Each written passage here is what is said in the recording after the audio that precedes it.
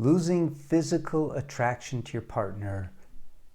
My name is Paul Friedman. I founded the Marriage Foundation, and this particular topic, some may think that it is more one gender than the other, but in fact it's both. And there's a really simple reason that this takes place, which means that there's a simple fix. Now, not always. Just the other day, we got an email, and we get emails because the Marriage Foundation offers free counseling advice. And so people are able to write in. And one woman wrote in, and this is actually something that actually happened the other day. And she said, "My husband and I have never had sex ever. And I love him unconditionally, and I feel that he loves me unconditionally, and we've been married 25 years. And she said, "I want to know whether this can be changed." And the counselor wrote back and said to her, "Look, you love each other unconditionally.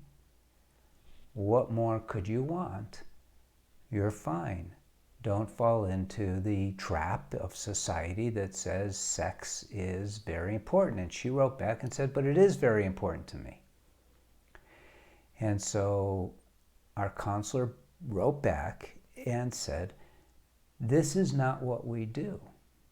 We don't get involved in these sort of simple things. You already have," and now I'm adding, "you already have unconditional love. And in most cases, 99.7% of the time, unconditional love, when it's continuously expressed in the marriage, leads to physical intimacy, not just soul intimacy." So there were pieces missing to what she was writing in about, obviously.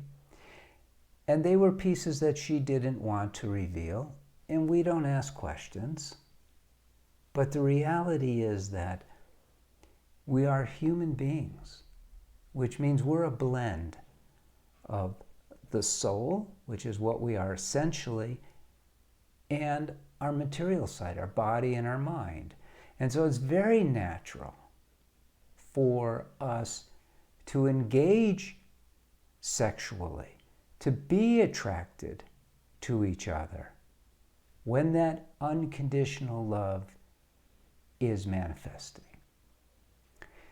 So think of it this way. Making sure that unconditional love exists in your marriage, which is something you can do, it's something you have control over, it will lead to sexual intimacy. What inhibits that is usually one of the partners being really unnice to the other, and so they build up defenses, or an oversensitivity to the other's behavior towards them. This is solvable. So think of the lack of sexual attraction as a symptom, and not like an immediate, but a couple of steps away. So the question is, well, what do I do about it? All right, let's go back to why you got married in the first place, which was to be happy and to experience love, experience unconditional love. That should have been your mindset going into the marriage. And everything that you do in your marriage should be geared towards contributing to those two foundational elements in the marriage: unconditional love and happiness. And there is a simple principle free will that should be utilized to make that happen. Free will doesn't always mean doing what you want to do. Oftentimes it means not doing what your mind is telling you to do, because your mind may be wrong. Your emotions are usually wrong. Usually. And I know we live in a society now that's talking about go with your emotions, but that's not true. You shouldn't be going with your emotions, because your emotions are a part of the mechanism within your mind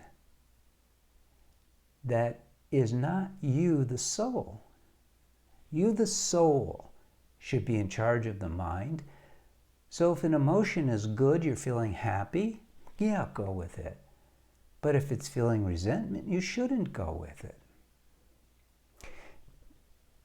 I'm opening up kind of a new book for you on marriage. One that puts you in charge of your destiny. You in charge of your self and your marriage, which is how it's supposed to be.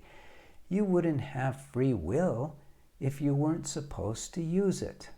But you are supposed to use it. And you're supposed to use it to be happy. Not at the expense of another. But the happiness that's within you should be expressed. The love that's within you should be expressed so that you realize the happiness. The potential is there. The potential is there for ever-increasing happiness and ever-increasing love every single day. When I say it, it's not a mere philosophy to put in Facebook. It's a deep truth. It's a deep reality. And you can make it happen. You can and you should. You should have an expectation of experiencing love and happiness in your marriage. I mean, of course, in your whole life, but especially in your marriage, because it's a protected space. Your soulmates. There's just two of you in this beautiful bubble of marriage that I call the sacred space of marriage. And the two of you should be doing nothing to hurt the connection, nothing to mitigate the expression of love, the expression of happiness. It's yours to enjoy. It's yours to bring as far out as is humanly possible. And humanly possible in this case is infinite. The love that you are supposed to feel just by the suggestion of free will has no limitation. And the mind is perpetually elastic. It has no limitations. So you're able to control it and make it work for you, but you need to learn how. So going back to the original question, because you're not feeling sexual attraction to your partner anymore, is that you have to take care of the underlying dynamics in order for that to occur, and then you will. Now, some people will blame them. They'll say, oh, he or she gained weight. They're not in the same shape. Well, people gain weight over time. Oh, well, they don't treat me the way they used to. They used to treat me like a king or a queen. Yes, those things should change, but that has more to do with your sensitivity to their behavior than their behavior.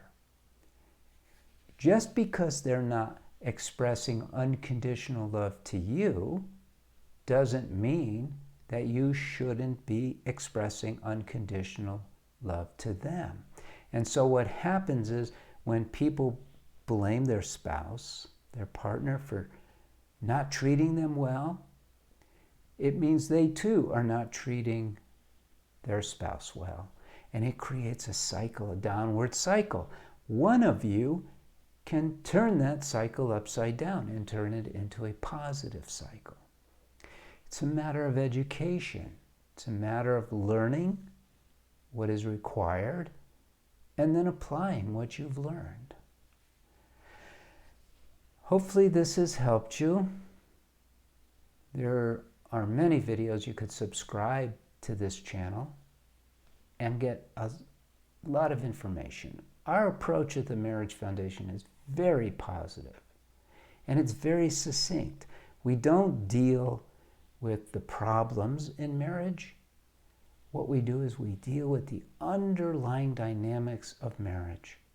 And we use the twin principles of expectation, of happiness, and love as the guide. So thank you for spending time with me. I appreciate it. You can like this video, share it. And blessings to you, blessings to your spouse, and blessings to your family. God bless.